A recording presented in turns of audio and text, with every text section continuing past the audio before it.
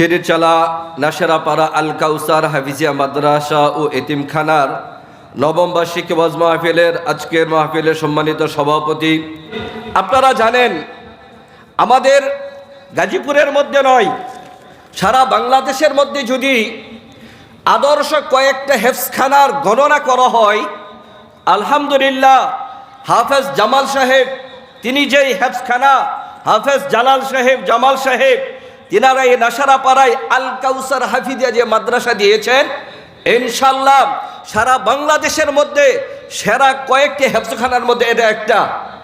আলহামদুলিল্লাহ বলবেন না? আরো আসতে বলেন আলহামদুলিল্লাহ। আল কাউসার হেফজখানা যেটা, এটা সারা বাংলাদেশের সেরাদের মধ্য থেকে একটা। আমি আমার আলোচনার বিষয় আজকে নির্ধারণ করেছি কোরআনে কারীম এর মর্যাদা, হাফেজের মর্যাদা দুনিয়া তো আখেরাতে। এটা শোনার দরকার আছে না নাই? আমি আমার এই বিষয়টাকে কেন নির্ধারণ করেছি, আপনারা প্রচার যে লিফলেট এবং পোস্টারের মধ্যে দেখেছেন হাফেজ ছাত্রদের পাগড়ি প্রদান উপলক্ষে আজকের এই মাহফিল। হাফেজ ছাত্রদের পাগড়ি প্রদান উপলক্ষে আজকের এই মাহফিল। প্রিয় হাজিরিন, আজকে আমরা যেই মজলিসে উপস্থিত হয়েছি, এই মজলিসের মধ্যে হাফেজ ছাত্রদেরকে সম্মাননা পাগড়ি প্রদান করা হবে। তো আজকের এই মাদ্রাসার নাম হলো আল কাউসার মাদ্রাসা। আপনারা নিশ্চয়ই কোরআনে কারীমের সর্বশেষ যে 10টা সূরা, ওই সূরার মধ্যে একটা সূরার নাম আছে আল কাউসার, সূরাতুল কাউসার আছে না? কোরআনে কারীমের মধ্যে সর্বকনিষ্ঠ সূরা, সবচেয়ে ছোট সূরা হলো সূরাতুল কাউসার। আর কোরআনে কারীমের মধ্যে সবচেয়ে মূল্যবান এবং অর্থবহ সূরার নাম হলো সূরাতুল কাউসার। কাউসার শব্দের অর্থ কি আপনারা জানেন? কাউসার শব্দের অর্থ কি? কাউসার শব্দের অর্থ হলো, প্রথমে আমরা যেটা জানি হাউজে কাউসার। কাউসার শব্দের অর্থ হলো কি? হাউজে কাউসার, অর্থাৎ কিয়ামতের ময়দানে আমাদের নবী, সর্বশ্রেষ্ঠ নবী, খাতামুন নবিয়্যিন সাইয়্যিদুল মুরসালিন, নূরে মুজাসসাম মুহাম্মদ রাসূলুল্লাহ সাল্লাল্লাহু আলাইহি সাল্লামের হাতে কাউসারের পেয়ালা থাকবে। কাউসারের পেয়ালা থাকবে কিয়ামতের ময়দানে। আল্লাহ রাসূল সাল্লাল্লাহু আলাইহি সাল্লামের হাতে ওই হাউজে কাউসার থেকে পানি পান করাবেন। হাদিসে পাকের মধ্যে আসছে কিয়ামতের ময়দানে মানুষ তৃষ্ণার্ত হয়ে থাকবে, কেউ কোথাও কোনো পানি পাবে না, তৃষ্ণা নিবারণ করার জন্য পান করবে এমন কোনো পানির ব্যবস্থা থাকবে না। ওই কিয়ামতের কঠিন মুহূর্তে আমাদের নবী সাইয়্যিদুল মুরসালিন, আমাদের হাবিব, আমাদের আকা, আমাদের মাওলা মুহাম্মদ রাসূলুল্লাহ সাল্লাল্লাহু আলাইহি সাল্লামের হাতে হাউজে কাউসারের পানি থাকবে। ওই দিনকার আল্লাহ রাসূল সাল্লাল্লাহু আলাইহি সাল্লাম তিনার উম্মতদেরকে ডেকে ডেকে হাউজে কাউসারে পানি পান করাবেন, এবং একবার যে হাউজে কাউসারে পানি পান করবে, আল্লাহ রাব্বুল আলামিন তাকে এতটাই তৃপ্তি দিবেন, কিয়ামতের ময়দানে আর সে কখনো তৃষ্ণার্ত হবে না। সবাই বলুন সুবহানাল্লাহ। আপনারা কি এটা চান না যে কিয়ামতের ময়দানে আল্লাহ রাসূলের হাতে হাউজে কাউসারে পানি পান করে তৃষ্ণা নিবারণ হোক? এটা চান কি চান না? যদি চান তাহলে অবশ্যই আজকের এই আল কাউসার মাদ্রাসার মাহফিলে আপনাদের অংশগ্রহণ, আল কাউসার মাদ্রাসার উস্তাদ, ছাত্র, কমিটিবৃন্দ এবং এর সাথে যারা সম্পৃক্ত, আমরা আল্লাহর উপর তাওয়াক্কুল করে এটা বলতে পারি, কিয়ামতের ময়দানে আল্লাহ রাসূলের হাতে হাউজে কাউসারে পানি পান করাইয়া তাদের তৃষ্ণা নিবারণ করবেন ইনশাআল্লাহ। প্রিয় হাজিরিন, কাউসার শব্দের আরেকটা ব্যাখ্যা আছে, খায়রুন কাসির। তাফসীরে ইবনে কাসিরের মধ্যে আসছে কাউসার শব্দের অর্থ হলো খায়রুন কাসির। আল্লাহ তাআলা যাকে কাউসার দেওয়া হয়েছে, অর্থাৎ এটার একটা শানে নুজুল আছে। আমার আলোচনার বিষয় এটা নয়, মানে এই সূরাটা নাজিলের পিছনে বড় একটা শানে নজুল। মক্কার মুশরিকিনরা আল্লাহ রাসূলকে যাইয়া বলতেছিল এই কথা যে মুহাম্মদ, তুমি তো লেসকাটা, তুমি তো বংশহীন, তুমি তো এমন একজন বেটা যে তোমার ঘরে যারা ছেলে সন্তান জন্ম নিয়েছিল তারা সবাই মৃত্যুবরণ করেছে, তোমার পরে তোমার গদিনিসীন হবে, তোমার ধর্মকে প্রচার করবে এমন তো কোনো সন্তান নেই, তাহলে তুমি তো লেসকাটা, অসম্পূর্ণ। এই কথা মুশরিকরা বলার পরে আল্লাহ রাসূলের মনটা অনেক খারাপ হয়েছিল। যে আমাকে এরা এভাবে লেসকাটা বলতেছে, বংশহীন বলতেছে। আল্লাহ রসুলের মনটা খারাপ হয়ে গেছিল। ওই দিনকার আল্লাহ রসুল সাল্লাল্লাহু আলাইহি সাল্লামের কাছে এই সূরা কাউসার নাজিল হয়। যখন এই সূরা নাজিল হয়, নাজিল হওয়ার পরে আল্লাহ রসুল মুস্কি মুস্কি হাসতেছেন। সাহাবা আজমাইন জিজ্ঞেস করেন, ইয়া রাসূলুল্লাহ, আপনি দেখতেছি একটু মুস্কি মুস্কি হাসতেছেন। আল্লাহ রসুলের চেহারা তো এত সুন্দর ছিল যে সাহাবা আজমাইন যত বেশি আল্লাহ রসুলের দিকে তাকিয়ে থাকতেন, দেখতেন, এরপরে তৃপ্তি হতো না। আল্লাহ রসুলের চেহারা মুবারক এতটাই সুন্দর ছিল।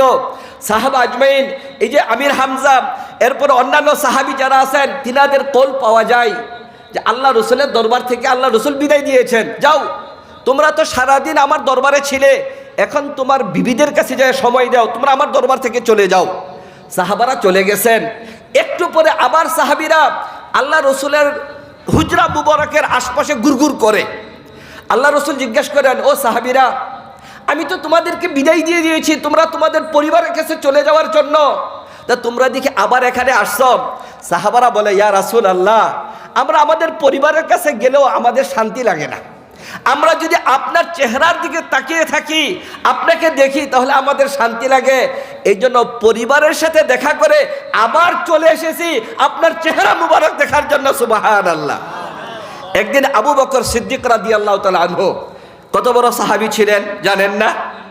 আল্লাহ রসুলের সাহাবীদের মধ্যে সবচেয়ে বুজুর্গ, সবচেয়ে জালালিয়তওয়ালা, আমলওয়ালা, এলেমওয়ালা যে সাহাবী ছিলেন, সেটা ছিলেন আবু বকর সিদ্দিক রাদিয়াল্লাহু তাআলা আনহু। পুরা উম্মতে মুহাম্মাদের আমল নামাকে যদি এক পাল্লায় রাখা হয়, আবু বকর সিদ্দিকের আমল নামায় এক পাল্লায় রাখা হয়, কার আমল নামা ভারী হবে? আবু বকর সিদ্দিক রাদিয়াল্লাহু তাআলা আমল নামা ভারী হবে। সেই আবু বকরকে একদিন আল্লাহ রসুল জিজ্ঞাসা করতেছেন। আল্লাহ রসুলের খুব ঘনিষ্ঠ বন্ধু ছিলেন আবু বকর সিদ্দিক রাদিয়াল্লাহু তাআলা আনহু। আবু বকরকে জিজ্ঞাসা করেন, হে আবু বকর, তোমার কাছে সবচেয়ে প্রিয় জিনিস কি? আবু বকরকে আল্লাহ রসুল জিজ্ঞাসা করতেছেন, হে আবু বকর, তোমার কাছে সবচেয়ে প্রিয় জিনিস কি? আবু বকর সর্বপ্রথম যেই কথাটা বললেন, আল্লাহু আকবার, আবু বকর বললেন, ইয়া রাসূলুল্লাহ, এই পৃথিবীর মাঝে আমার কাছে সবচেয়ে প্রিয় জিনিস হলো আন-নাযরু ইলা ওয়াজহিকা, হে আল্লাহ রসুল, আপনার চেহারার দিকে তাকিয়ে থাকা। সুবহানাল্লাহ। আল্লাহ রসুলের চেহারার দিকে তাকিয়ে থাকা, এটা হলো সবচেয়ে প্রিয়। আচ্ছা, আবু বকরের কাছে, তাহলে আমাদের কাছে কি এটা সবচেয়ে প্রিয় নয়? আল্লাহ রসুল জিজ্ঞাসা করলেন আবু বকরকে, আবু বকর, এরপর তোমার কাছে কোন জিনিসটা সবচেয়ে প্রিয়? আবু বকর রাদিয়াল্লাহু তাআলা বলতেছেন, আল ইনফাকু ফি তাআতিকা, অথবা আল ইনফাকু ফি আমরিকা, আপনি যেই যেই ক্ষেত্রে অর্থ করি খরচ করতে বলেন, ওই জায়গায় খরচ করা আমার কাছে সবচেয়ে বেশি প্রিয়। সুবহানাল্লাহ বলবেন না? প্রিয় হাজিরিন, আবু বকরকে জিজ্ঞাসা করা হলো, আবু বকর, এরপর তোমার সবচেয়ে প্রিয় বস্তু কোনটা? আবু বকর বললেন, আল বিনতি ফি বাইতিকা, আমার মেয়ে আপনার ঘরে, অর্থাৎ আমার মেয়ে আয়েশা আপনার স্ত্রী, এটা আমার কাছে সবচেয়ে প্রিয়। সুবহানাল্লাহ। প্রিয় হাজিরিন, ওই সাহাবা আজমাইন, আবু বকর, তাদের আমল নামা সবচেয়ে বেশি প্রিয়। প্রিয় হাজিরিন, কিয়ামতের ময়দানে এই যে সাহাবা আজমাইন আল্লাহ রসুলের সাথে থাকবেন, হাউজে কাউসারে পানি যখন পান করাবে, একদিকে আবু বকর, আরেকদিকে ওমর, তারা হাউজে কাউসারের পেয়ালা থেকে পেয়ালা আল্লাহ রসুলের হাতে তুলে দিবেন। তো বলতেছেন, ওই হাউজে কাউসার সাহাবিওয়ালারা আল্লাহ রসুলের চেহারা মলিন দেখলেন, তারপর যখন দেখলেন উনি মুস্কি হাসতেছেন, আল্লাহ রসুল যখন হাসতেন, তখন চেহারার মধ্যে মনে হইতো যেন আঙ্গুরের দানা, আঙ্গুরের রস ছিটিয়ে দেওয়া হয়েছে। সুবহানাল্লাহ। সাহাবা জিজ্ঞাসা করলো, ইয়া রাসূলুল্লাহ, আপনার চেহারাটা মলিন ছিল, এখন আপনি মুস্কি হাসতেছেন, ঘটনাটা কি? আল্লাহ রসুল বললেন, সাহাবারা, আমার কাছে এই মুহূর্তে একটা সূরা নাজিল হয়েছে, যেই সূরার মধ্যে এই উম্মতের জন্য আল্লাহ রাব্বুল আলামিন খাইরে কাসিরের ফয়সালা করে দিয়েছেন। সুবহানাল্লাহ। সাহাবারা জিজ্ঞাসা করলেন, ইয়া রাসূলুল্লাহ, আপনার কাছে কোন সূরা নাজিল হয়েছে? সাহাবা আজমাইনকে আল্লাহ রাসূল বললেন, কোরআনে কারীমের মধ্যে সবচেয়ে ছোট সূরা সূরাতুল কাউসার আমার কাছে নাজিল হয়েছে, যেই সূরার মাধ্যমে আল্লাহ রাব্বুল আলামিন বলতেছেন, ইন্না আতাইনাকাল কাউসার, হে নবী, আমি আপনাকে কাউসার দান করেছি। ইন্না আতাইনাকাল কাউসার ফাসাল্লি লিরাব্বিকা ওয়ানহার, আপনি আপনার প্রভুর নামে নামে নামাজ পড়ুন আর কোরবানি করুন।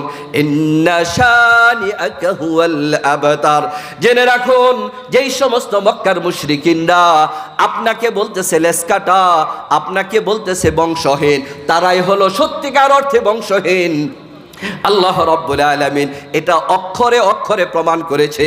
আল্লাহ রাসূল দুনিয়া থেকে চলে গেছেন, তিনার বংশধর নেই, কিন্তু রুহানি সন্তানরা আজও দুনিয়ার মধ্যে সেই একত্ববাদের দাওয়াত, আল্লাহ রাসূল সাল্লাল্লাহু আলাইহি ওয়াসাল্লাম যে রিসালাত দাওয়াত এসেছিলেন, সেই দাওয়াত মাঠে ময়দানে আজও চালিয়ে যাইতেছে। সুবহানাল্লাহ। যারা আল্লাহ রসুলকে বলেছিল লেস কাটা, আবু জেহেল, আবু লাহাব, এরাই বংশহীন হয়ে গেছে, এদের আর বংশ পরিচয় দুনিয়াতে নেই। কাউকে দেখছেন কেউ নাম রাখে আবু জেহেল? একটা কুত্তারও নাম রাখেন আবু জেহেল, ঠিক কিনা বলুন? আবু লাহাব কারো নাম রাখে?